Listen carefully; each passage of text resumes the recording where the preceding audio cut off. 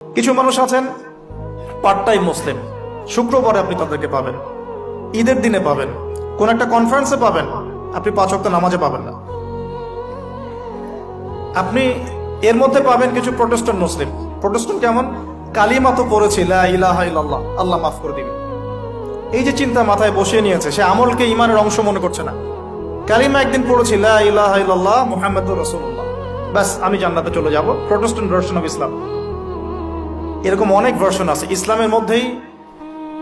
কেউ আছে সুবিধাবাদী মুসলিম, কেউ ফাসেক মুসলিম, কেউ জালেম মুসলিম, কেউ হচ্ছে মোনাফিক টাইপের, কেউ প্রোটেস্ট্যান্ট। খাঁটি আল্লাহর বান্দা, খাঁটি মুমিন, খাঁটি মুসলিম, এই মানুষগুলোকে মোটিভেট করার জন্য আজকের টপিক। আসুন কিছু মহামানবের গল্প শুনি। শুরু করতে চাই আমাদের আদি পিতা আদম আলাইহিস সালামকে দিয়ে।